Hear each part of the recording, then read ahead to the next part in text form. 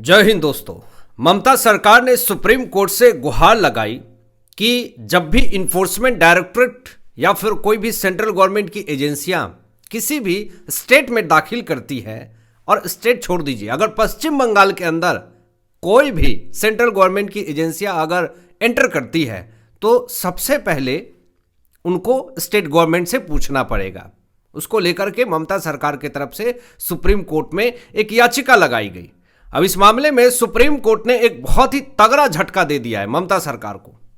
Supreme court ने साफ तौर पे झटका देते हुए ममता सरकार को यह कहा कि सेंट्रल गवर्नमेंट की एजेंसियां, चाहे वो सीबीआई हो, ईडी हो, स्टेट गवर्नमेंट से पूछ करके किसी भी स्टेट के अंदर इंटर नहीं करेगी।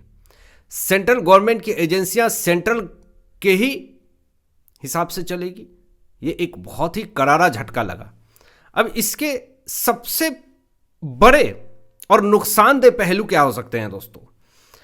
अगर स्टेट गवर्नमेंट की पुलिस या फिर स्टेट गवर्नमेंट अगर सेंट्रल गवर्नमेंट की एजेंसियां इंटर करने से पहले पूछती है स्टेट गवर्नमेंट से, तो वो अलर्ट मोड में चली जाएगी।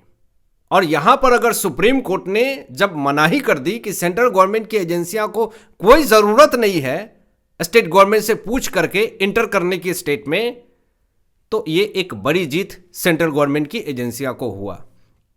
इसके बाद जो बड़ी कार्रवाई सामने आई है, जो बड़ी खबर सामने आई है, भ्रष्टाचार के मामले सामने आए हैं। जो चुनावी रणनीति बनाता था टीएमसी को लेकर के आईपैक पे, उस पे एक बड़ी कार्रवाई हुई है, एक बड़ा खुलासा हुआ है। और शिक्षक भर्ती घोटाले मामले में 700 करोड़ रुपए से भी ज्यादा का भ्रष्टाचार का मामला सामने आया है। पूरी खबर आपको बताते हैं कि क्या है मामला।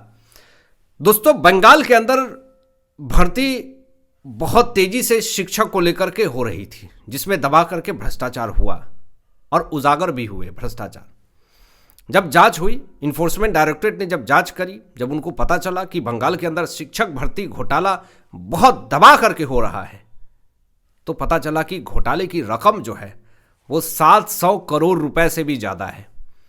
और ये सारे घोटाले टीएमसी विधायक की तरफ से हुए हैं। ये जो पूरा भ्रष्टाचार हुआ है, जिसकी पूरी सबूत भी आपके सामने है। ईडी ने जब जांच शुरू की तो पता चला ये क्या, बंगाल के अंदर इतनी बड़ी भ्रष्टाचार ममता सरकार के कार्यकाल में। और ममता सरकार ये कहती हैं कि इन्फोर्समेंट डायरेक्टरेट को स्टेट गवर्नमेंट से पूछ करके इंटर करना चाहिए, लेकिन वही स्टेट गवर्नमेंट इन्फोर्समेंट डायरेक्टरेट के सरकारी कामकाज को रोकने का काम करेगी, क्योंकि इनके पार्टी के नेता इन तमाम भ्रष्टाचार में शामिल हैं। अब जब भ्रष्टाचार का सामने आया, घोटाला का रकम सामने आया 700 करोड़ रुपए से ज्यादा, और इन्फोर्समेंट डायरेक्टरेट ने जब जांच शुरू की तो पता चला कि टीएमसी विधायक जीवन साहा के ऊपर बड़ा आरोप लगा कि ये तो ममता सरकार के लिए काम करते हैं टीएमसी विधायक, और इनके ऊपर ही, जीवन साहा के ऊपर ही आरोप लगा हुआ है। अब जब इन्फोर्समेंट डायरेक्टरेट ने जब कार्रवाई की, जब सारे सबूत खंगाले, अब यहां तो ममता बनर्जी नहीं आ सकती हैं फाइल लेकर के भागने के लिए, वहां पे कैसे आएंगी? अब आईपैक के ऊपर जब भ्रष्टाचार का मामला सामने आया, हवाला के जरिए 20-20 करोड़ रुपए दबाने का मामला सामने आया, तो वहां पर ममता सरकार तो फाइल लेकर के भाग गई। लेकिन जब यह शिक्षक भर्ती घोटाले में 700 करोड़ रुपए का भ्रष्टाचार सामने आया, तो वहां तो ममता बनर्जी नहीं आ सकती हैं, क्योंकि इन्फोर्समेंट डायरेक्टरेट को ऐसे पुख्ते सबूत मिले और तुरंत कार्रवाई की। दोस्तों, बड़ी खबर यह सामने आती है कि कई लोगों की संपत्ति को जब्त किया गया। कुल रकम 57 करोड़ रुपए से ज्यादा की बताई जा रही है जिस संपत्ति को जब्त किया गया है। हड़कंप मच गया टीएमसी के अंदर, हल्ला हंगामा होने लगा कि अब करे क्या, क्योंकि इन्फोर्समेंट डायरेक्टरेट को आप रोक रहे थे कि स्टेट में इंटर करने से पहले हमसे पूछिए, ताकि हम अलर्ट कर दे अपने विधायकों को कि देखिए इन्फोर्समेंट डायरेक्टरेट आने वाली है। लेकिन जब ये कुल संपत्ति 57 करोड़ रुपए की ज्यादा थी, उससे ज्यादा कहीं जब अटैच किया इन्फोर्समेंट डायरेक्टरेट ने, जिसमें फ्लैट, विला, जमीन सबको लाइन से कुर्क कर लिया, जब्त कर लिया। अब छटपटाहट शुरू है टीएमसी के अंदर। एक तो पश्चिम बंगाल के अंदर विधानसभा चुनाव होने वाले हैं, और ऐसे हालात में टीएमसी विधायक की संपत्ति कुर्क की जा रही है, वो भी 57 करोड़ रुपए से ज्यादा, और उस पर भी 700 करोड़ रुपए के भ्रष्टाचार के मामले सामने आ रहे हैं।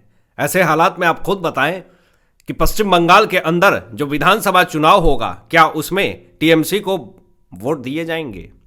एसआईआर में फर्जी वोटर्स के नाम काटे गए। इससे ममता सरकार को एक बहुत बड़ा झटका लगा। अब जो ये टीएमसी विधायक की जो संपत्ति जब्त की गई है 57 करोड़ रुपए से ज्यादा की, वो संपत्ति राजारहाट और न्यू टाउन में थे। मामला शिक्षक भर्ती घोटाले से जुड़ा हुआ है और इसमें इन्फोर्समेंट डायरेक्टरेट ने मनी लॉन्ड्रिंग का केस बनाया है। और मैं आपको बता दूं कि जब मनी लॉन्ड्रिंग का केस बनता है तो ब्लैक मनी को व्हाइट किया जा रहा है। और वो पैसे कहां जा रहे हैं? टीएमसी विधायक का नाम सामने आया है तो वो पैसे टीएमसी को जा रहे हैं, वो पैसे चुनावी प्रचार प्रसार में प्रयोग हो रहे हैं। इन्फोर्समेंट डायरेक्टरेट ने जब ये केस खोला, देखा, अरे भाई ये तो मनी लॉन्ड्रिंग का पूरा केस है। अब इसमें देखिए, इसमें बहुत ही पेचीदा केस बनने वाला है और इसमें ममता सरकार के ऊपर बड़ी तबाही आने वाली है। अब दूसरा जो सबसे बड़ा मामला आया है कि आईपैक के ऊपर एक बड़ा प्रहार हुआ है और आईपैक के भ्रष्टाचार का जब मामला सामने आया उस पर पूरी तरीके से ममता सरकार में हड़कंप मच गई। दिन पर दिन खुलासे हो रहे हैं आईपैक को लेकर के, क्योंकि टीएमसी के लिए काम कर रहा था, उनके चुनावी प्रचार प्रसार को लेकर के आईपैक काम कर रहा था। अब इस आईपैक एजेंसी के ऊपर एक बड़ा आरोप लग गया। इसके पहले मैंने आपको बताया कि आईपैक के ऊपर 20-20 करोड़ रुपए हवाला के जरिए पैसे लेने का आरोप लगा हुआ है और भी बहुत सारे आरोप लगे हुए हैं। लेकिन अभी एक नया ताजा मामला सामने आया है दोस्तों, जिसमें आईपैक ने लोन का दावा किया कि भैया आईपैक के ऊपर लोन लेने का गलत तरीके से आरोप लगा हुआ है। अब आईपैक ने जो लोन लिया 13.5 करोड़ रुपए का, वो अनसिक्योर्ड लोन था।